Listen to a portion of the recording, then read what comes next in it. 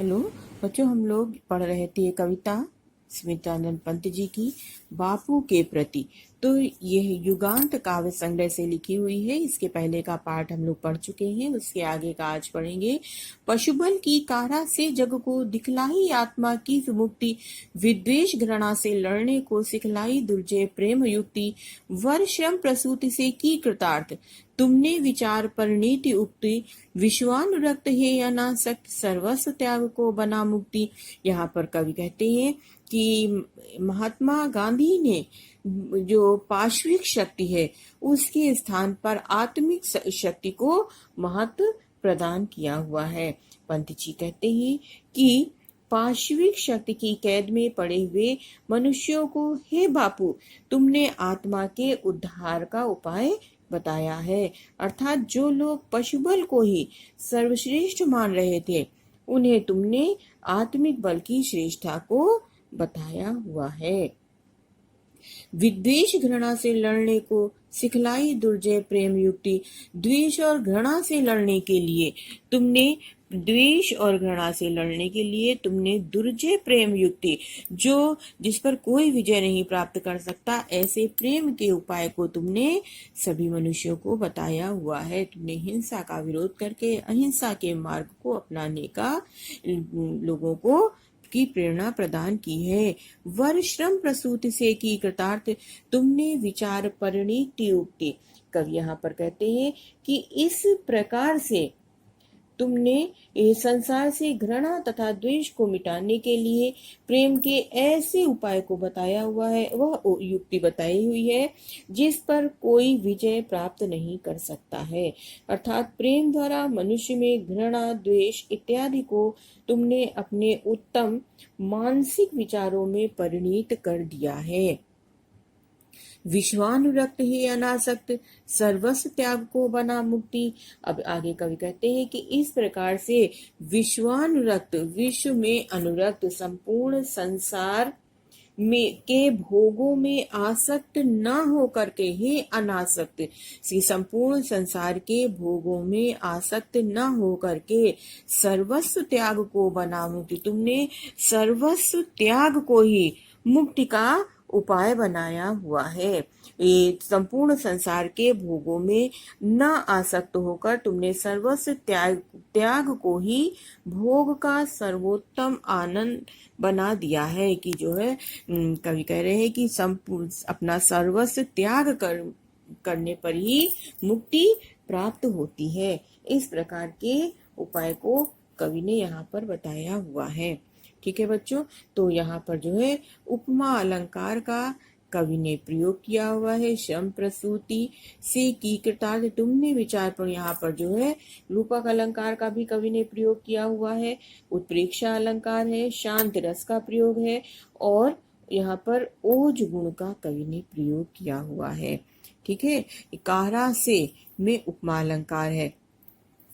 आगे देखिए, उर के चरखे में कात सूक्ष्म, युग युग का विषय जनित विषाद, गुंजित कर दिया गगन जग का, तुमने जग का भर तुमने आत्मा का निनाद, रंग रंग खद्दर के सूत्रों में नव जीवन आशा स्प्रह आह्लाद, मानवीय कला के सूत्रधार हर लिया यंत्र कौशल प्रवाद। यहाँ पर कवि आगे कहते हैं कि हे बापू, उर के चरखे में कात सूक्ष्म, हे बापू, जैसे आपने चरखे का प्रचार कर भौतिक उन्नति से होने वाले अनंत कष्टों को दूर कर दिया है, वैसे ही तुमने चिरकाल से युग युग का विषय जनित विषाद, उसी तरह से तुमने चिरकाल से सांसारिक विषय भोग से दुखित जनता में आत्मिक बल को प्रतिष्ठित करके उनके दुखों को भी दूर करने का प्रयास किया हुआ है। गुंजित कर दिया गगन जग का, भर तुमने आत्मा का निनाद। इस प्रकार से तुमने संपूर्ण संसार को, उनकी आत्मिक बल को, आत्मिक शक्ति को जो है वो प्रधान बता करके आत्मा का निनाद, आत्मा के स्वर को मनुष्यों में जो है तुमने व्याप्त कर दिया है। इस प्रकार से कवि यहाँ पर कहते हैं कि गुंजित कर दिया गगन जग का, ये संपूर्ण संसार के गगन को, संपूर्ण संसार के आसमान को तुमने जो है वो आत्मा का निनाद, आत्मिक शक्ति को महत्वपूर्ण बताकर गुंजायमान कर दिया है। रग रग खद्दर के सूत्रों में नवजीवन आशा इस प्रहलाद तुमने, और हे बापू, तुमने खद्दर का प्रचार कर भारतीयों में नए जीवन, नई आशा, नवजीवन आशा, नया जीवन, नई आशा और इस प्रहलाद नई इच्छा तथा मानवीय कला, तुमने नई नई आशा, नए आनंद को का संचार किया हुआ है। मानवीय कला के सूत्रधार, और ये मानवीय कला के सूत्रधार मतलब जो मशीनों के कारण जो लोगों में निराशा उत्पन्न हो गई थी, तो तुमने मानवीय कला का प्रारंभ करके हर लिया यंत्र कौशल प्रवाद। मशीनों से उत्पन्न होने वाले जो लोगों के अंदर दुख विद्यमान हो गया था, ऐसे जो है उसको तुमने नष्ट कर दिया है, उसको समाप्त कर दिया है। और इस प्रकार से लोग यंत्र कौशल प्रवाद, इस प्रकार से लोगों के अंदर के दुख को भी तुमने समाप्त कर दिया है।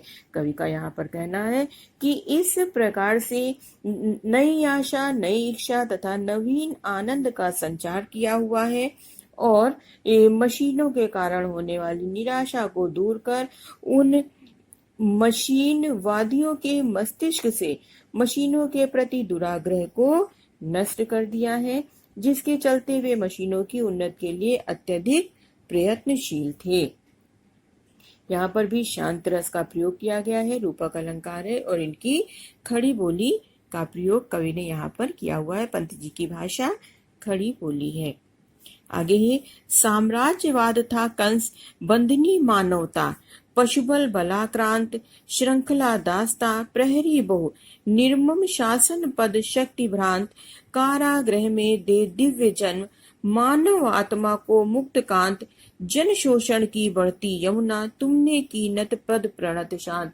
यहाँ पर आगे कवि कह रहे हैं कि साम्राज्यवाद था कंस, बंधनी मानवता, कि जिस समय का यहाँ पर कवि ने वर्णन किया हुआ है, उस समय जो है कवि पंत जी कहते हैं कि बापू के आविर्भाव को, जो बापू का संसार में जब उनका जन्म हुआ, तो कवि कहते हैं कि उस समय जो है को कृष्ण के जन्म का रूपक मान करके, कृष्ण अवतार का रूपक मान करके कवि यहाँ पर कह रहे हैं कि हे बापू, साम्राज्यवाद था कंस, अंग्रेजों का जो साम्राज्यवादी शासन कंस का था, और मानवता पशु बलाक्रांत बंदनी कौन थी, कि जिसके यहाँ पाश्विक शक्तियों में दमित मानवता रूपी देव की बंदी बनी हुई थी।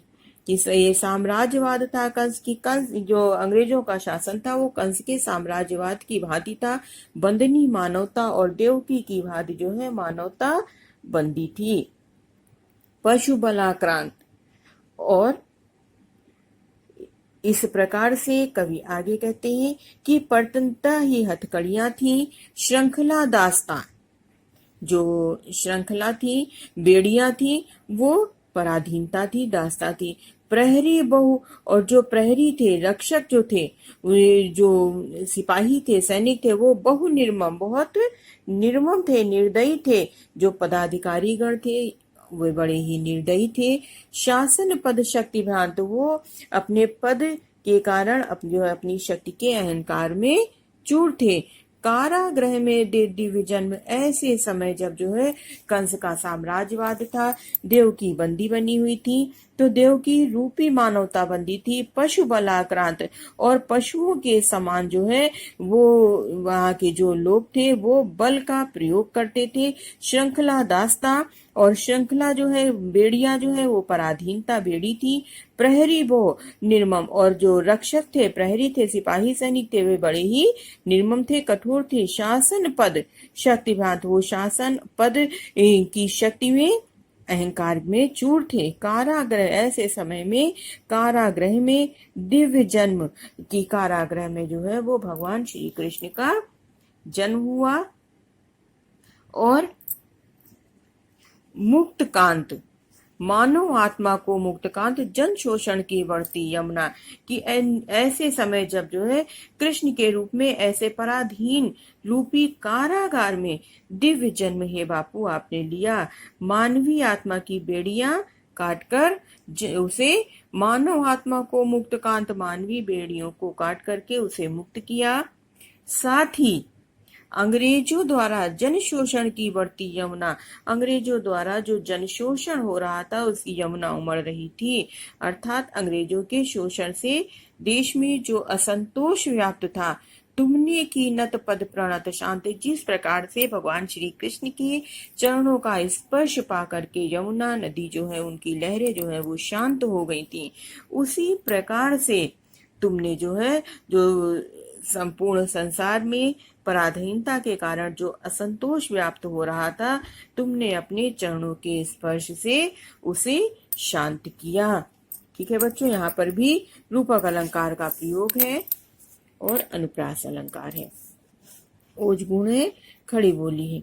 इसके बाद लास्ट पैरा है, कारा थी संस्कृति विगत भित्ति, बहुधर्म जाति गति रूप नाम, बंदी जग जीवन भू विभक्त, विज्ञान मूढ़ जन प्रकृति काम, आए तुम मुक्त पुरुष कहने, मिथ्या जड़ बंधन सत्य राम, ना नृतम जयति सत्यम माँ भय, जय ज्ञान ज्योति तुमको प्रणाम। यहाँ पर कवि कह रहे हैं आगे कि इस प्रकार से हे बापू, जिस समय तुम्हारा आविर्भाव हुआ उस समय जो है वो अनेक प्रकार, अनेक धर्म जाति विचार और आदि दीवारों से जो है वो हमारी सभ्यता, हम लोग जो है वो घिरे हुए थे। कारा थी संस्कृति, कि उस समय जो है वो जिस जहां पर तुम्हारा जन्म हुआ उस समय, भित्ति मतलब होता है दीवार, तो ऐसे समय जो है अनेक धर्म जाति और विचार, बहुधर्म जाति, अनेक धर्म जाति और विचार रूप नाम, इन सब से जो है कि दीवारों से हमारी जो संस्कृति है वो घिरी हुई थी। जग जीवन भू विभक्त, कि संपूर्ण संसार और सब जीवन जो है वो भू विभक्त, छोटे छोटे टुकड़ों में विभक्त हो रहा था, कि धरती के लोग आपस में लड़ाई झगड़ा कर रहे थे, विभाजित करने के लिए लड़ रहे थे। विज्ञान मूढ़, और उस समय लोगों का ज्ञान और विज्ञान जो है वो जनजीवन बंदी हो चुका था, ज्ञान विज्ञान जो है वो मूढ़ हो गया था। सभी जो है वो जाति और धर्म के नाम पर एक दूसरे का से लड़ाई झगड़ा करते थे, एक दूसरे का अंधानुकरण कर रहे थे, और भारतीय संस्कृति जो है वो पूर्ण रूप से पुरानी पड़ चुकी थी। तो ऐसी संकीर्ण विचारधाराओं के कारण जो है संसार छोटे छोटे टुकड़ों में विभक्त हो चुका था। सभी लोग आध्यात्मिक आस्था को खो चुके थे, विज्ञान मूल जन प्रकृति काम जो है आध्यात्मिक आस्था खो चुके थे, वैज्ञानिक बुद्धिवाद और यथार्थवाद को ही श्रेष्ठ मानने लगे थे। ऐसी विकट परिस्थिति में आए तुम मुक्त पुरुष कहने, ऐसी विकट परिस्थिति में, ऐसे संकट के समय जो है तुम मुक्त पुरुष के रूप में संसार को यह संदेश देने के लिए अवतरित हुए कि नानृतम जयति सत्यम माँ भय, जय ज्ञान ज्योति तुमको प्रणाम। यही तुमने संदेश देने के लिए अवतरित हुए कि यह माया का बंधन बिल्कुल ही झूठा है, यह माया का बंधन असत्य है। केवल इस संसार में सत्यम माँ भय, केवल इस संसार में राम का नाम ही सत्य, राम केवल राम का नाम ही सत्य है।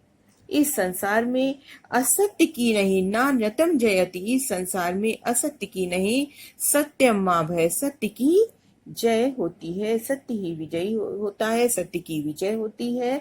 इसीलिए निर्भीकता पूर्वक सत्य की उपासना करो। जय ज्ञान ज्योति तुमको प्रणाम, निर्भीकता पूर्वक सत्य की उपासना करो, सत्य रूप रहो, किसी से भयभीत मत रहो। हे बापू, तुम ज्ञान के साक्षात प्रकाश पुंज हो, तुमको मेरा प्रणाम है। जय ज्ञान ज्योति तुमको प्रणाम है बापू, तुम ज्ञान के साक्षात पुंज हो, इसलिए हे बापू तुमको मेरा प्रणाम है। ठीक है बच्चों, ये इस पाठ की बापू के प्रति कविता की व्याख्या थी। ठीक है, अब इसके बाद अगला पढ़ाएंगे, तब तक के लिए अगले वीडियो में पढ़ाएंगे। ओके, थैंक यू, बाय बच्चों।